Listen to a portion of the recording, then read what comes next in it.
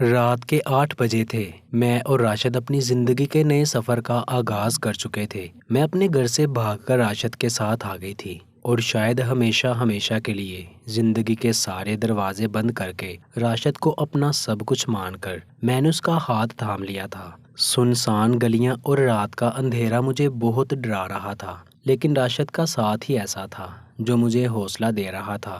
ہم لوگوں کو نہیں پتا تھا کہ ہم نے کہاں جانا ہے، منزل کیا ہے۔ راشد نے کہا تھا کہ وہ یہاں سے جا کر کرائے کا ایک گھر دیکھ آیا ہے، اس گھر کی سیکیورٹی بھی دے دی ہے۔ ہم جاتے ہی وہاں جا کر اپنا بندوبست کر لیں گے اور کچھ عرصہ وہی رہیں گے۔ اس کے بعد راشد کو نوکری مل جائے گی تو کسی اچھی جگہ شفٹ ہو جائیں گے۔ راشد نے مجھے اس محلے کے بارے میں بتایا تھا کہ یہاں پر ہمیں کوئی جاننے والا نہیں ملے گا اور ہم بلا خوف و خطر اپنی زندگی گزار سکیں گے۔ میں اور راشد یہی باتیں کرتے جا رہے تھے، خود کو بھی ڈر نہ لگے اس لیے راشد اونچی آواز میں باتیں کر رہا تھا، مگر میں ہی جانتی تھی کہ اس وقت میرا دل کتنے زور سے دھڑک رہا تھا۔ کوئی آ نہ جائے، کوئی پکڑ نہ لے، کوئی دیکھ نہ لے، ایسے کئی سوال تھے جو میرے ذہن میں مچل رہے تھے اور میں پسینے میں شرابور دھڑکتے دل کے ساتھ راشد کا ساتھ دینے پر مجبور تھی۔ اور پھر وہی ہوا جس کا مجھے ڈر تھا۔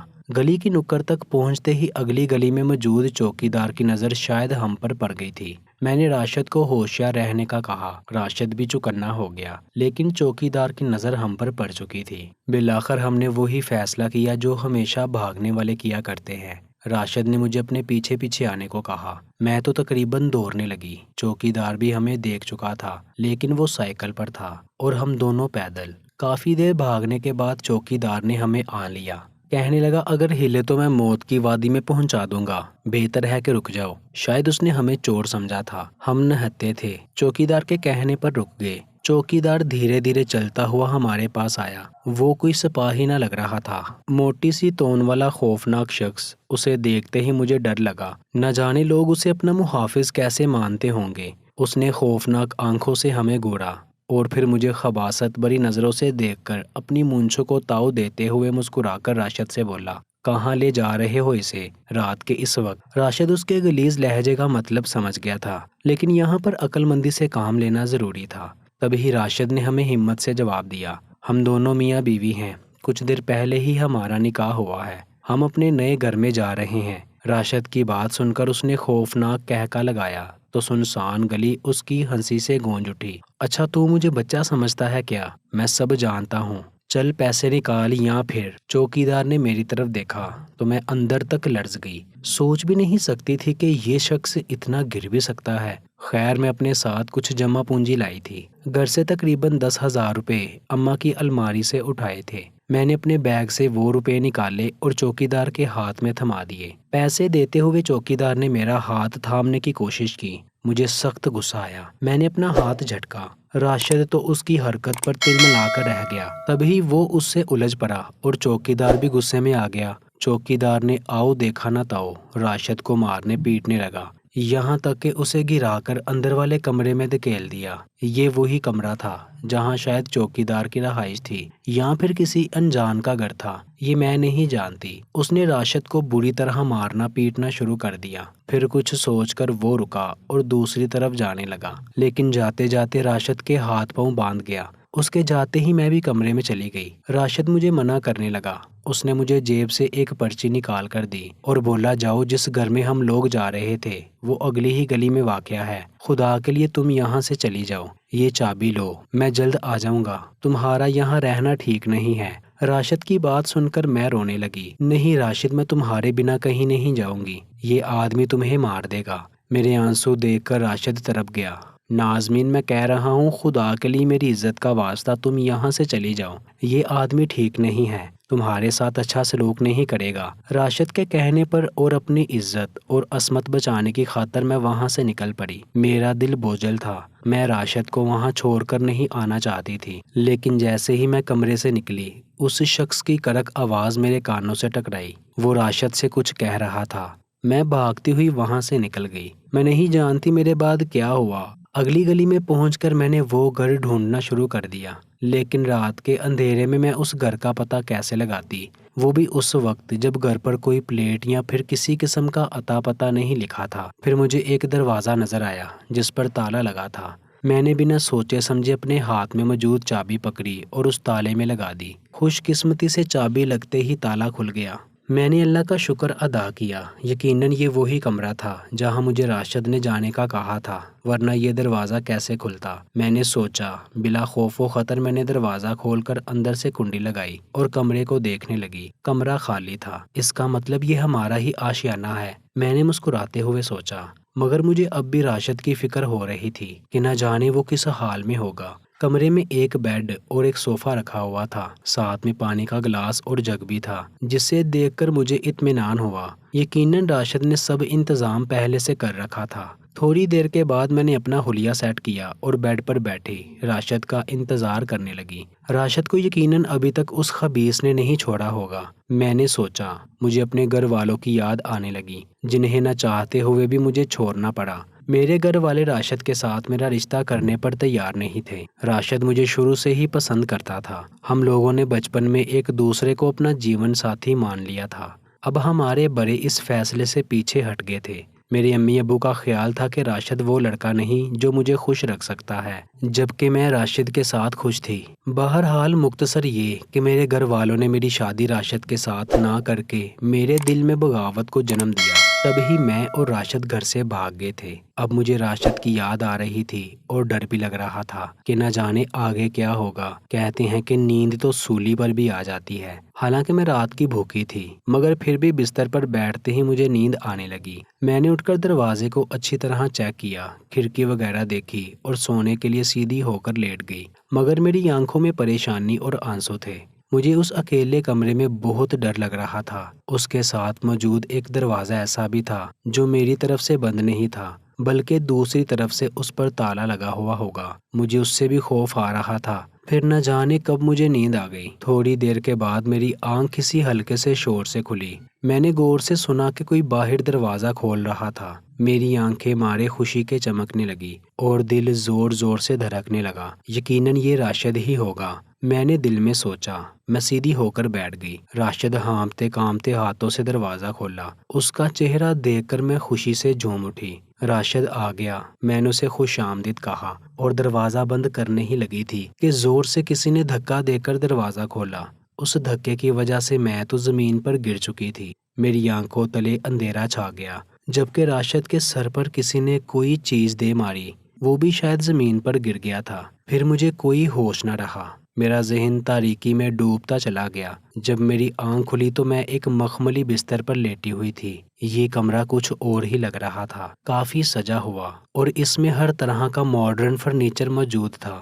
مجھے لگا میں کسی محل میں آ گئی ہوں، لیکن جلد ہی احساس ہوا کہ یہ محل نہیں بلکہ ایک ایسا رنگین گھر ہے جہاں پر عزتیں بھی بکتی ہیں۔ اس کمرے کی دیواروں پر فحاشی تصویریں عیاں تھیں۔ مجھے ایسا لگا جیسے میں کسی جہنم میں آ گئی ہوں۔ سامنے بیٹھی عورت کے میک اپ اور کپڑوں سے لگ رہا تھا کہ یہ بھی کسی ایسے ہی بازار کا حصہ ہے۔ عورت مجھے دیکھ کر مسکرا رہی تھی۔ میں نے آنکھیں کھولتے ہی ادھر ادھر دیکھا اور سوال کیا کہ میں کہاں ہوں۔ کہنے لگی جان تو تم گئی ہوگی، اور ایسا ہی تھا۔ میں سمجھ گئی تھی کہ یہ کوئی اچھی جگہ نہیں ہے۔ راشد کہاں ہے؟ میں نے چلاتے ہوئے کہا۔ زیادہ انجان مت بنو، راشد جیسے لوگ زیادہ دیر ساتھ نہیں دیتے۔ تمہارے دام کھڑے کر کے وہ یہاں سے چلا گیا ہے۔ تمہیں کیا لگتا ہے یہاں پر آنے والی ہر لڑکی کی یہی کہانی ہے؟ عورت نے کہا اور پان چبانے لگی۔ مجھے اس وقت اس پر بہت غصہ آ رہا تھا اور میں اس کی اس بکواس پر بالکل یقین نہیں کرنے والی تھی۔ میں اس پر چیخنے چلانے لگی، مگر اس کا کوئی فائدہ نہیں تھا۔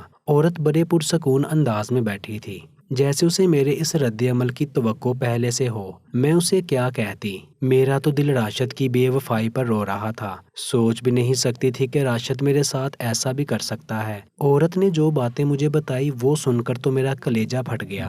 راشد کے متعلق ایسی ایسی باتیں جنہیں سن کر مجھے چکر آنے لگے۔ ایک لمحے کو یقین نہ آتا تھا، مگر پھر اس عورت کے لہجے کی مضبوطی دیکھ کر مجھے یقین کرنا ہی پڑا۔ اور پھر یہاں آنے والی لڑکیوں کے ساتھ جو ہوتا ہے وہی سب میرے ساتھ بھی ہوا۔ پہل تو میں اس ماحول کو قبول کرنے سے انکار کیا، مگر رفتہ رفتہ میں اس ماحول میں رنگتی چلی گئی۔ اور رنگتی بھی کیوں نہ، میرے پاس اب بچا ہی کیا تھا؟ صرف ایک جان تھی، وہ بھی اگر ان لوگوں کی بات نہ مانتی تو گواہ بیٹھتی۔ مجھے ان لوگوں کے راستے پر چلنا ہی تھا۔ میں جب بھی کہیں تیار ہو کر جاتی میرے دل میں راشد کی نفرت بھر جاتی۔ میں سوچتی کہ راشد کس قدر کم ظرف اور بے غیرت نکلا کہ اس نے اپنی محبت کو کسی اور کے ہاتھوں بیچ دیا۔ میں جب بھی یہ سوچتی میرے اندر کی باغی عورت نکل کر باہر آتی اور میں گناہ کی دلدل میں دھنستی جاتی۔ دن یوں ہی گزر رہے تھے، راشد کو یاد کرتے کرتے۔ اب میں اس بازار حسن کا حصہ بن چکی تھی۔ میرے حسن کی شہرت دور دور تک پھیل گئی تھی۔ میری عمر کم تھی، اس لیے بڑے بڑے وزراء اور ایسے امیر لوگ اس کوٹھے پر آتے جو مجھے سونے میں تول کر لے جاتے۔ مجھ سے کوٹھے کی نائکا بہت خوش تھی۔ وہ جانتی تھی کہ میری قدر و قیمت کیا ہے۔ رفتہ رفتہ مجھ پہ بھی اعتماد آتا گیا۔ میں بھی اس بازار کے بھاؤ سیکھتی گئی کہ یہاں پر کس طرح کی عورتوں کو کامیابی ملتی ہے اور کون سی عورتیں قصہ کہانی بن کر گم ہو جاتی ہیں۔ میں نے خود کو دلکش اور تر و تازہ رکھا۔ میں نے جان لیا تھا کہ کبھی اپنا دل کسی مرد کو نہیں دوں گی۔ میں اپنے بڑھاپے کو بھی دولت کے بل بوتے پر محفوظ بنانا چاہتی تھی۔ جانتی تھی کہ یہ دلکشی اور رعنائی زیادہ عرصہ نہیں ہوگی، اس لیے میں محتاط ہو کر چل رہی تھی۔ کچھ عرصہ گزرا تو میں ایک بچے کی ماں بھی بن گئی۔ میری دلکشی میں تیزی سے کمی ہونا شروع ہو گئی۔ مجھ میں پہلے جیسی بات نہ رہی۔ اس بات کا دکھ میرے اندر اور بھی زیادہ گہرا ہونے لگا اور میں نے اپنی بچی کچی رعنائی بھی کھو دی۔ رونے دھونے والی عورتوں کو بھلا کون پسند کرتا ہے؟ اس بازار میں تو ہستی کھلکھلاتی عورتیں ہی عیاش پسند مردوں کے دلوں میں جگہ بنا پاتی ہیں۔ طوائف کی دولت کا پتہ نہیں چلتا۔ میری دولت بھی کہاں گئی، میں کبھی حساب نہیں لگا پائی۔ اب میرے ہاتھ خالی تھے۔ نائکا کی نظر کرم بھی مجھ سے اٹھنے لگی۔ میرے دام کم سے کم ہونے لگے۔ جہاں پہلے مجھے امیر زادے لے جاتے تھے، اب میں دکانداروں اور معمولی لوگوں کے ساتھ بھی چلی جاتی۔ مجھے اپنی وقت کم ہونے کا بہت دکھ تھا۔ میں سوچ بھی نہیں سکتی تھی کہ کبھی میرے حسن کو بھی زوال آئے گا۔ بہرحال زندگی سے سمجھوتا تو کرنا ہی تھا، ورنہ میں اس بھنور میں پھنس کر رہ جاتی۔ ایک دن مجھے سیٹھ عاقل کے ساتھ کھانا کھانے جانا تھا۔ سیٹھ عاقل درمیانے درجے کے بزنس مین تھا۔ اس کے ساتھ ہماری کافی پرانی جان پہچان تھی۔ یہ میرا واحد قدردان تھا جو مجھے اچھی نظر سے بھی دیکھتا تھا، میرے ساتھ باتیں کرتا اور وقت بتاتا۔ مجھے بھی اس کے ساتھ بات چیت کر کے دلی سکون ملتا تھا۔ آج بھی وہ مجھے اچھے داموں میں لے جاتا۔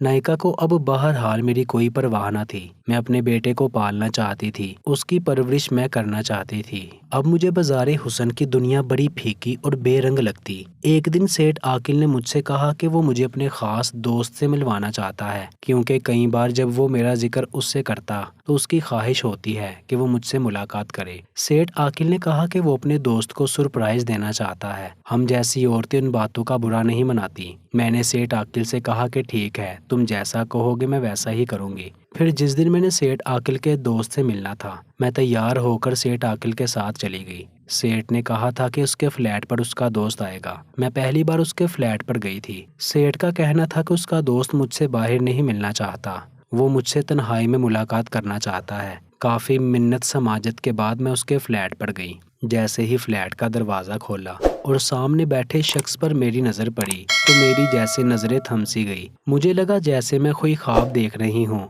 یہ شخص کوئی اور نہیں بلکہ میری برسوں کی کھوئی ہوئی محبت، میرا اپنا راشد تھا، جس نے مجھ سے بے وفائی کر کے مجھے اس بازار میں تنہا چھوڑ دیا تھا۔ میں نے اسے ایک نظر دیکھا اور پھر نظر پھیر لی۔ راشد، اب نہ میں تمہارے قابل رہی، نہ تمہاری محبت میں وہ وقت تھی کہ تم مجھے بچا پاتے۔ تم نے چند روپوں کی خاطر میری محبت کو داؤ پر لگا دیا۔ اب مجھے یہاں کیوں بلایا ہے؟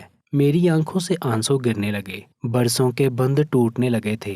میری بات سنو، کیا تم بھی مجھے مجرم سمجھتی ہو؟ راشد نے تڑپ کر کہا۔ مجرم نہ سمجھو تو کیا سمجھوں؟ کیا تم نے مجھے اس نائکا کے حوالے نہیں کیا تھا؟ کیا تم نے مجھے اس بازار کا حصہ نہیں بنایا؟ میں اس پر چیخنے لگی۔ راشد حیرت سے مجھے دیکھنے لگا۔ یہ تم کیا کہہ رہی ہو؟ کیا کہہ رہی ہو نازمین؟ میں اپنی محبت کے ساتھ ایسا کیوں کروں گا؟ کیا تم جانتی بھی ہو اس رات میرے ساتھ کیا ہوا تھا؟ اس چوکی دار نے مجھ سے تمہاری قیمت لگانے کو کہا۔ میں نے اس کے منہ پر تھوک دیا۔ اس بات پر اسے اور غصہ آ گیا۔ اس نے مجھ سے کہا کہ وہ تمہیں مجھ سے بنا قیمت ہی حاصل کر لے گا، تمہیں مجھ سے چھین لے گا۔ مجھے اس کی باتوں پر بہت غصہ آیا، لیکن میں کیا جانتا تھا کہ وہ میرے غصے کو اپنی انا کا مسئلہ بنا کر تمہیں واقعی مجھ سے چھین لے گا۔ نازمین، وہ غلط آدمی تھا۔ میں نے بعد میں پتہ کیا کہ اس کا تو کام ہی یہی تھا اس کے بڑے بڑے لوگوں سے رابطے تھے۔ وہ جب بھی کسی لڑکے لڑکی کو ملتے دیکھتا یا انہیں کوئی نزیبہ حرکت کرتے دیکھتا تو ان کے ساتھ یہی کرتا جو اس نے ہمارے ساتھ کیا تھا۔